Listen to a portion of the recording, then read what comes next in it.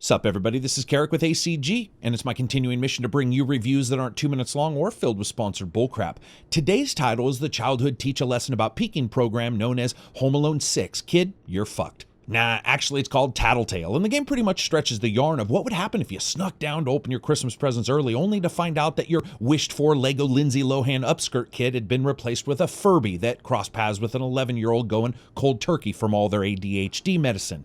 Each time the little sucker talks, squawks, or mocks, his mother can find you, and yes, kills you. It's a stealth game, it's got toys, it's got creepiness, it's got Christmas, it's just plain and simple awesome looking. This title that appears to be family fun for the whole, well, family, is a first-person game at $4.99 on Steam, available now. Let's see how it did, shall we? And as always, if you liked the video, maybe subscribe.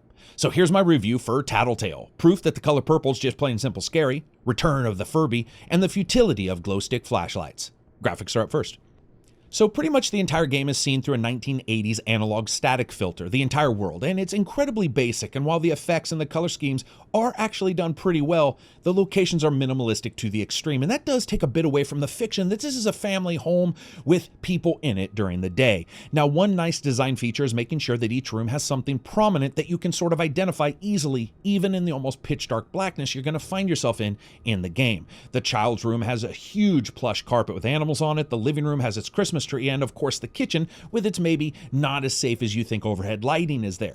Now, one part that cracked me up is the fact that you're living in a house the size of a friggin' shoebox, and then you go into the basement and you realize two things are concurrently happening. One, you've apparently stepped into Narnia, and two, you are living in a magical version of a prepper's home, because the friggin' basement feels like it's 9 times the size of the entire house above, and let's not even mention the creepy chair solitary in the center of the room, like someone goes down there and contemplates Amityville levels of horror on a daily basis. On the other hand, I absolutely love the character designs, and you see a couple of them throughout the game. I just really wish the house was a bit more modeled up and a little less basic in its geometry. Now, that being said, it runs incredibly well, and you would only expect it to, but sadly enough, we've seen in some titles, even the cheaper ones not doing much, not running well. This one does. Now, it doesn't have the largest amount of options for graphics, but it does have a couple for lighting and anti-aliasing, which I was happy to see. Overall, I'd say the game fits about where you would expect for its price, but even with that, the world could have done with some fleshing out. Sound, music, and voice.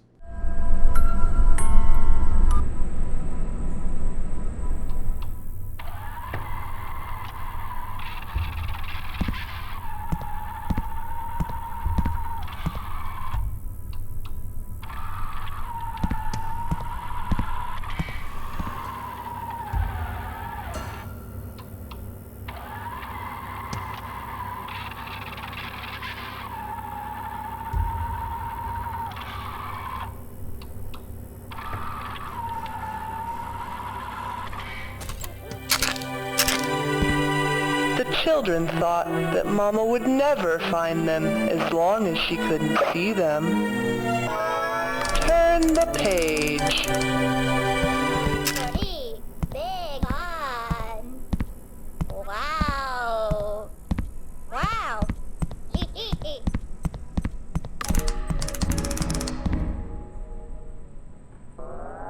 Me, TattleTail, me love you. And of course, sound is up first.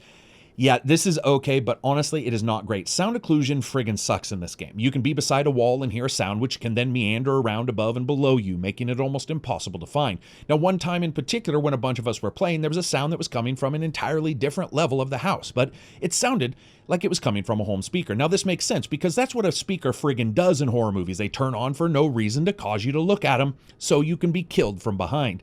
Instead, it was a washer downstairs, right below that speaker. Confusing, to say the least. Now, it works and doesn't always mess up, but there are some issues here, including the fact that the flashlight comes in through the wrong channel in the audio, and yes, this was tested on 2 different machines by physical and software reversals of the channels. At other times, the sound is actually pretty good and adds a good deal to the experience. It's just sad it has some hampering issues there within the game engine. And of course, that all brings us to music. You know, there isn't a lot, but what is here is the kind that reminds you of Bad Times Coming and flashbacks to USA Channel scary movies, which means heavy discordant tracks, like someone purchased O-Gun for Fruity Loops and then just stomped the shit out of it in random beats. But you know what? That works in scary games rather well, and here it does too, with the occasional fear fluid-filled heartbeat sound when you're trying to escape the mother of all scary toys, or the cool little thematic ditty that plays when you and your footsie-booted avatar make it through another day successfully. So there's not a lot there, but what's there's pretty okay. Voice. So really there's barely any, but what is there is run through a series of filters to sound like the TattleTail is talking, or the occasional random story bits that Mama TattleTail chants right before she puts an end to your little pajamaed life. Very lean, but what is there is done well, and it adds a bit of tonal layering to an otherwise somewhat dry game in some of these aspects. Gameplay. A little bit about story. So you wake up and decide to open presents early. You know how it is. Like an adult movie extra, you just want to sneak a peek, so you run downstairs, open your presents, and find out your parents bought you the physical representation of the devil on Earth, which is a Furby ripoff with a big telltale ironic heart on its nose. Great. You go back to sleep, obviously hoping that you'll wake up and find out it's all a bad dream, but nope. Now the toy won't stay wrapped up and wakes up each night. Now, when you think about it, most stealth games are like snowstorms, violence and activity with very little sound. The exact opposite is true here, and I do like some bits of this because it's really up to you to randomly care for this TattleTail, fulfilling its basic 3 needs, because if you don't, it goes batshit insane and starts screaming its head off. So you brush it when it needs it, recharge it when it needs it, and feed it when it needs it, all the while doing random actions and sometimes trying to escape the delightfully bloodthirsty Mama TattleTail by walking slowly and making as little sound as possible, and consistently caring for the tiny Dark Soul powered toy in your hand so that it doesn't lose its shit because it wants some kind of Scooby snack. And really that's pretty much it. Now yes, this game does have a very passing resemblance to various others that we've seen, like let's say Five Nights and so forth, but overall it really didn't feel much the same to me. One moment you're playing hide and seek with another randomly found TattleTail, another time you're trying to clean up a mess that yours left behind, and usually in the night putting TattleTail back into his wrapping or dying. The one item you really have in this game is a glow stick flashlight that also requires shaking to light it, which of course creates sound as well.